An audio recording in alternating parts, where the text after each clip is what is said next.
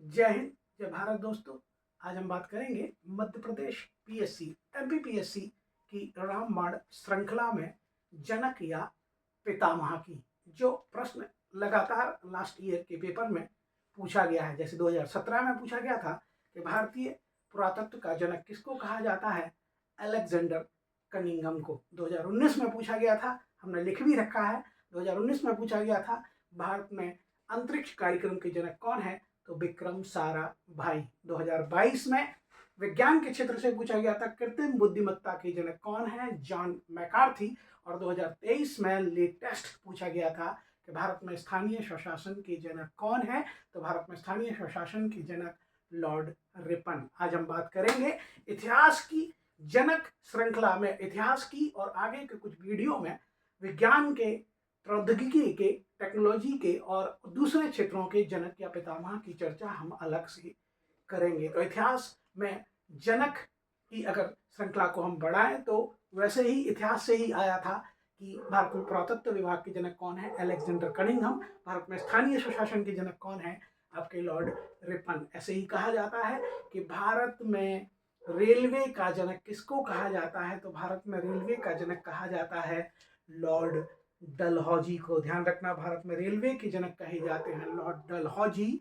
भारत में सहकारिता का जनक, यहाँ लिखना संभव नहीं है, इसलिए हम बोलते जाएंगे एक एक सीरीज, जो भी शोध या संग्रहण मैंने किया है उसको बोलते जाएंगे। तो भारत में रेलवे के जनक लॉर्ड डलहौजी, जिन्होंने 1853 में पहली रेल चलवाई थी, जिनके शासनकाल में पहली रेल चली थी, वो लॉर्ड डलहौजी कहलाएंगे भारत में रेलवे के जनक। ऐसे ही 1905 में कहते हैं जो गवर्नर जनरल थे लॉर्ड कर्जन, उन्हें कहा जाता है भारत में सहकारिता का जनक। ऐसे ही भारत में सांप्रदायिकता का जनक कहा जाता है लॉर्ड मिंटो द्वितीय को। लॉर्ड मिंटो द्वितीय, जिनका कार्यकाल 1905 से लेकर 1910 तक था, उन्हें भारत में कहते हैं कि सांप्रदायिकता का जनक बोला जाता है। तो सहकारिता के जनक लॉर्ड कर्जन, भारत में सांप्रदायिकता के जनक लॉर्ड मिंटो द्वितीय। लॉर्ड मिंटो द्वितीय को भारत में सांप्रदायिकता का जनक बोला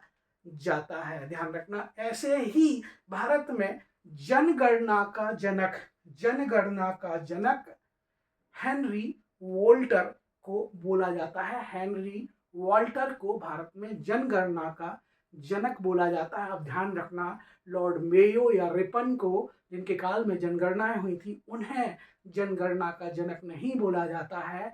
हेनरी वॉल्टर को, जिन्होंने 1830 में प्रथम शहरी जनगणना कराई थी, उन हेनरी वॉल्टर को भारत में जनगणना का जनक कहा जाता है। ऐसे ही कहते हैं, ऐसे ही भारत में शिक्षा का, आधुनिक शिक्षा का जनक चार्ल्स ग्रांट को माना जाता है, कि ना कि लॉर्ड मैकाले को। ऑप्शन में, प्रीलिम्स एग्जाम में ऑप्शन में मैकाले भी होंगे, लेकिन भारतीय आधुनिक शिक्षा का जनक चार्ल्स ग्रांट को माना जाता है। अगर गवर्नर जनरलों की बात करें तो भारत में प्रशासनिक सेवा का जनक, सिविल सेवा का जनक माना जाता है लॉर्ड कॉर्नवालिस को। इन्हीं लॉर्ड कॉर्नवालिस को भारत में पुलिस व्यवस्था का जनक भी माना जाता है। पुलिस व्यवस्था के जनक, प्रशासनिक सेवा या सिविल सेवा के जनक लॉर्ड कॉर्नवालिस। भारत में कांग्रेस का जनक, द फादर ऑफ कांग्रेस कहे जाते हैं ए.ओ. ह्यूम। जैसे द फादर ऑफ इंडिया या भारत के पिता कहे जाते हैं मोहनदास करमचंद गांधी। ध्यान रखना, तो कांग्रेस के पिता कहे जाते हैं ए.ओ. ह्यूम।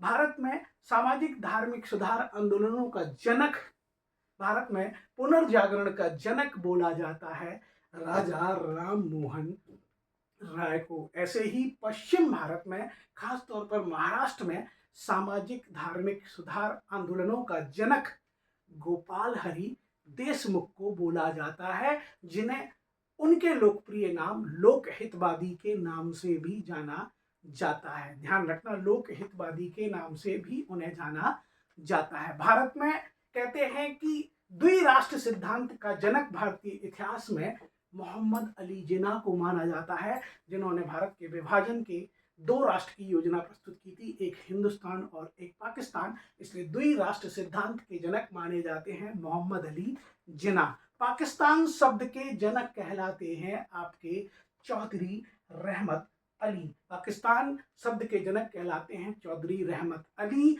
ऐसे ही भारत में मजदूर आंदोलनों के, श्रमिक आंदोलनों के जनक कहलाते हैं एन.एम.